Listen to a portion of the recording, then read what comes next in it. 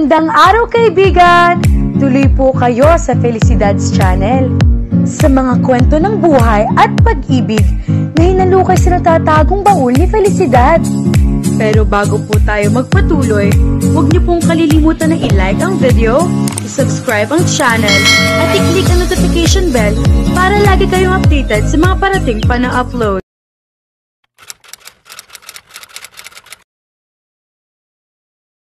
Gusto ko pa rin ituloy ang party. Basag ni Engineer Ricardo sa katahimikan. Isang linggo na nakararaan mula nang lumabas ito ng ospital. Napatingin ang lahat dito. Napatigil sa Almira sa akmang pagsubo ng pagkain. Kapag kuwan ay nagkatinginan sila ni Princess. Dito, baka hindi mo pa kaya, ani Princess maya-maya. Don't worry, kaya ko at sa tingin ko'y kailangan ko iyon. Tumatawang sabi nito. Baka kulang lang sa party ang katawan ko. Pabiro pang dagdag nito. Pero tito, hindi tulad ng party na gusto mo. Saka na kapag talagang malakas na ulit kayo. Isa pa, kalalabas nyo lang ng ospital. If you want, magbakasyon na lang tayong lahat. Pumunta tayo sa isang lugar kung saan makakabawi kayo ng lakas. Mungkahi ni Princess. Umiling-iling ang matanda. Tila hindi nagustuhan ang suhestyon ni Princess. Engineer, sa tingin ko po tama si Princess. Hindi niyo pa po kaya ang mag-party dahil siguradong mapapagod kayo. Makakapag-relax kayong maigi kung susundin ninyong suggestion ni Princess. Lakas loob na sabad ni Almira. Tumingin sa kanya si Engineer Ricardo. Maya-maya ay bumuntong hininga ito. Okay, saka ng party. Magpakasyon na lang tayo lahat. Anito pagkatapos. Ang lakas talaga ng power mo, Almira. Sarcastic na sabi ni Joel. Walang pumansin sa sinabi nito, ngunit alam niya ang nais nitong ipahiwatig. Patungo si Almira sa library ng mga sandaling iyon. Ayon sa katulong na pumunta sa kwarto niya, ay pinapatawag daw siya ni Engineer. Iniisip niya ang maaring dahilan niyon. Baka may mahalagang sasabihin nito sa kanya. Kanina ay nakita niyang dumating si Rafos at sa pagkakaalam niya ay naroon din ito sa library ng mga sandaling iyon. Wala mang maisip na dahilan sa presensya nito ay nakaramdam pa rin siya ng kaba. Hindi kaya sa pag-uusap nila nang gabing tawagan siya nito sa cellphone ay nakakita ng paraan si Rafos upang siraan siya kay Engineer Ricardo. Nagpanggap lang ba itong kaibigan? Ngunit ang totoo ay kasama roon ang pag-iimbestiga sa kanya. May nahanap ba itong kasiraan niya? Ipinilig niya ang ulo. Alam niyang mali ang kanyang iniisip. Nang gabing iyon, sa pag-uusap nila ay nawalang kanyang kalungkutan. Ibang Rafos ang kausap niya noon, kaya mali ang pagdudahan niya ito. Napahugot siya ng malalim na hininga na nasa tapat na siya ng pinto ng library. Kakatok sana siya na mapansin niyang bahagya nakabukas iyon. Dahan-dahan na lang niyang itinulak iyon. Ngunit hindi niya inaasahan na kanyang maririnig. Makikipaglaro lang ako sa kanya, Ninong. Kung iyon lang ang paraan para malaman ko ang katotohanan, iyon ang gagawin ko. Seryosong sabi ni Rafos kay Engineer Ricardo. Biliw ka talaga, iho. Humalakhak si Engineer Ricardo. Lahat ay gagawin mo. Maprotektahan lang ang mahal mo. Tinapik na matanda si Rafos sa balikat. You're right, Ninong. Kaya nga kung kaya ko siyang gawing girlfriend ay gagawin ko, sabi ni Rafos. Lalo na pahalakhak si Engineer Ricardo. Kung kaya mo, tila hamon nito sa binata. At lalo kitang ipagmamalaki kung makakaya mo. Sininong talaga, umiiling na sabi ni Rafos na tila nahawa na rin sa kasiglahan ng matanda. Natulala siya sa mga narinig. Pakiramdam niya ay nanlamig ang kanyang buong katawan. Parang napako ng kanyang mga paa sa kinatatayuan. Siya ba ang babaeng tinutukoy ni Rafos? Napapikit siya nang maalala ang nangyari sa kanila ng binata sa kanyang kwarto. O Almira, iha, nandyan ka na pala. Halika, pumasok ka na. Ani Engineer Ricardo sa kanya. Pinihit nito ang wheelchair papalapit sa kanya. Good morning po, Engineer. Nanlalamig ang pakiramdam na bati niya dito. Kung maari nga lang, ay tumakbo na siya palabas ng silid na iyon. Sit down, iha. Iminuwastra nito ang sofa. Go on, Almira. Huwag kang mahiya kay Rafos. Anito na hindi siya tuminag sa kinatatayuan. Please sit down, Almira. Inalalayan siya ni Rafos patungo sa upuan. Are you okay? Tila nag-aalalang tanong nito. Naupo na siya. Yes, I'm okay. Pilit niyang pinakalmang sarili. Pasimple niyang tinabig palayo ang kamay ni Rufus na nakahawak sa siko niya. Tumikim si Engineer Ricardo kaya napatingin siya rito. Ipinatawag niya raw po ako. Aniya rito. Oh yes, gusto ko kasing siguraduhin nakapagpaalam ka na sa opisina mo dahil baka matagalan bago ka makabalik. Ani Engineer Ricardo na naglalaro ang pilyong ngiti sa mga labi nito. Opo, Engineer. Ngayon lang po kasi ako nakahingi ng bakasyon sa loob ng 5 taon kong pagtatrabaho sa kanila kaya napagbigyan po ako. Sagot niya. Gusto rin niya magdamdam sa kaharap. Bakit hinahayaan nito na pagluran siya ng inaanak nito? Iniisip ba nito na hindi siya maapektuhan? Good. Napagdesisyonan ko kasing 2 weeks tayo magbabakasyon sa lugar ni na Rufus. Anang matanda na nakangiti pang bumaling kay Rufus. But if I'll enjoy it, baka extend ko ang bakasyon. Kina Rufus, nauutal na tanong niya. Oo iha, kina Rufus. Iyon lang ang lugar na alam ko makakapag-relax ako ng maayos. Bukod doon, namimiss ko na rin ang kanilang palaisdaan. Ang mga sariwang isda at ang mga tanim nilang mangga. Tila sabik na sabi nito. Napatingin siya kay Rufus. Umiti ito sa kanya. Doon ba nito gagawin ang plano nito sa kanya? At saka, matagal-tagal na rin kami hindi nakikita ng mga magulang ni Rufus. Siguradong marami kaming pagkukwentuhan. Pagpapatuloy ni Engineer Ricardo. Nagbaba siya ng tingin na hindi pa rin inaalas ni Rufus ang mga mata sa kanya. Hey, nakikinig ba kayong dalawa? Nakikinig ka ba sa akin, Almira? Untag ni Engineer Ricardo sa kanila. Tumango siya at saka tumayo na. Aalis na po ako, Engineer. Aniya. O siya, sige. Prepare your things because we're leaving tomorrow. Beli nito. Tumango siya tinungo ng pinto. Saka lang siya para nakahinga na maluwag na makalabas ng library. Hindi niya matagalan ang titig sa kanya ni Rufus. Almira, where have you been? Nakangiting tanong sa kanya ni Princess na magkasalubong sila nito. Ipinatawag kasi ako ni Engineer. Sagot niya rito. Excited ka na ba sa lakad natin tomorrow? Hindi siya sumagot. Halika, punta tayo sa room mo. I'll help you prepare your things. Hinila na siya nito patungo sa hagdan. Tapos na ako mag-ayos ng mga gamit ko eh. Alam mo, buti na lang, naisipan ni Tito na magbakasyon kina Rufus. I'm sure na makakapag-relax tayong lahat doon. Lalo na ako. Agad siya naupo sa kama na makapasok sila sa kanyang kwarto. Ano nga pala ang trabaho mo, Princess? Matagal-tagal na rin tayo magkasama rito sa bahay pero hindi ko pa rin alam iyon. Aniya rito. Madalas niyang napapansing umaalis ito ng umaga at gabi na kung bumalik sa bahay.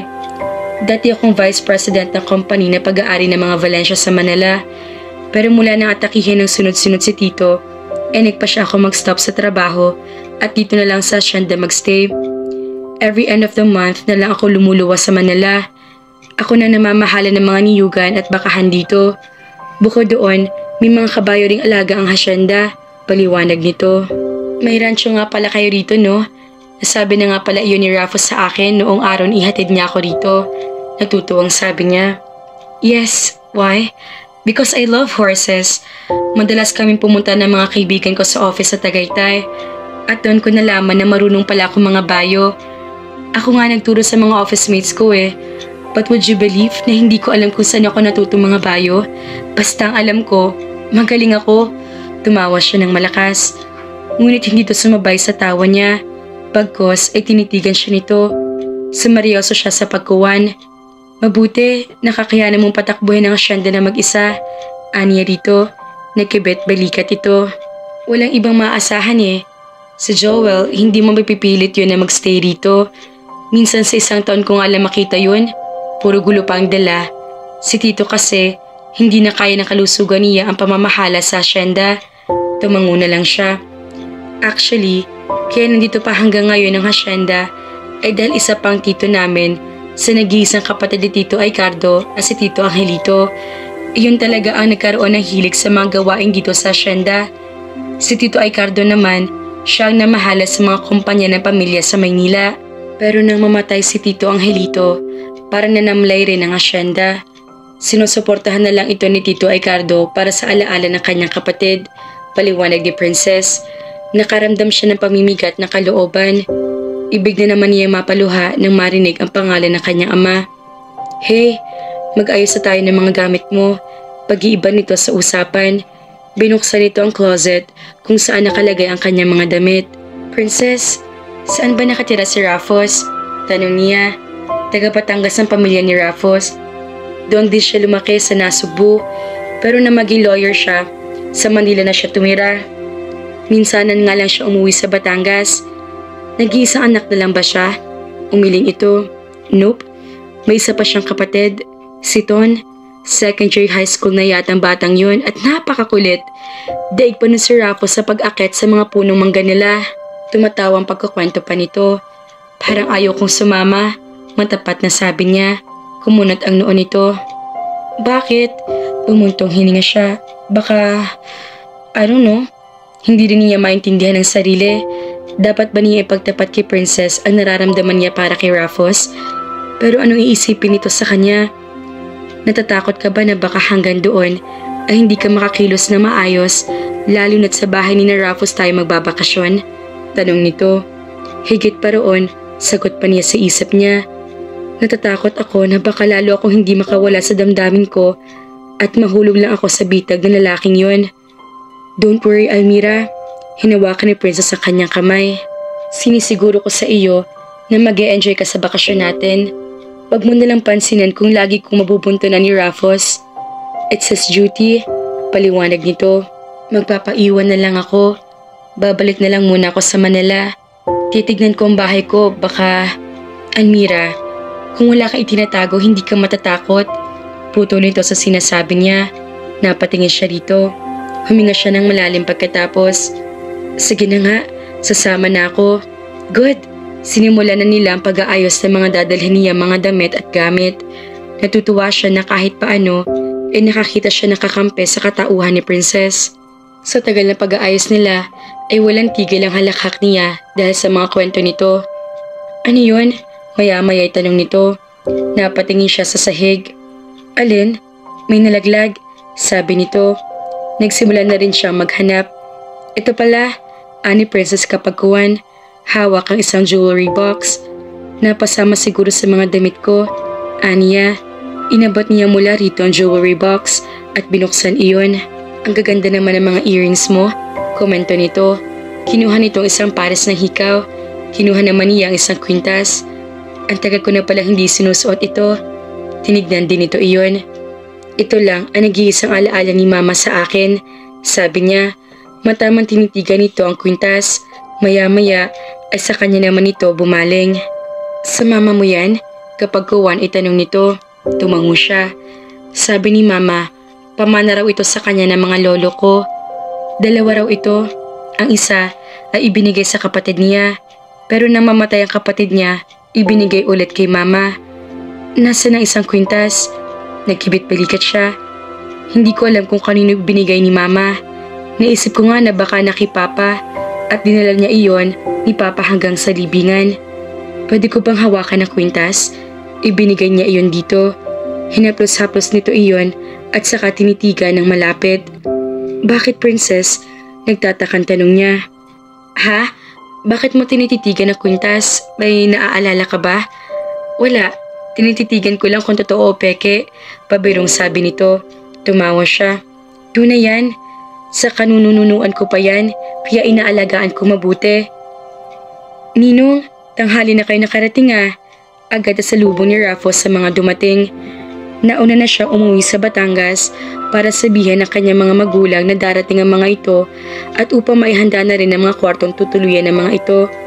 Nandito ka na pala iho, nakangiting sabi ng kanyang ninong. Inutusan ko si Mario na huwag masyadong matulin ang pagpapatakbo ng kotse. Ayokong pagdating ko dito husto na lang magpahinga dahil pagod sa biyahe, paliwanag nito. Nasaan po sina Princess? Tanong niya. May isang taon talagang hinahanap ng kanyang mga mata. Inaayos pang kanilang mga gamit sa isang sasakyan.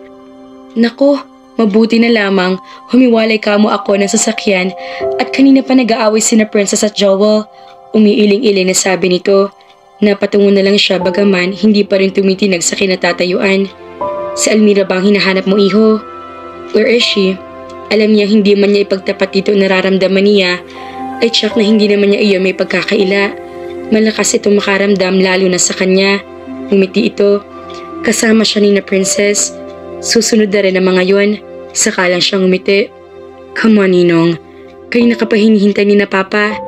Binalingan niya ang driver nito. Sumunod na lang po kayo sa amin, Mang Mario.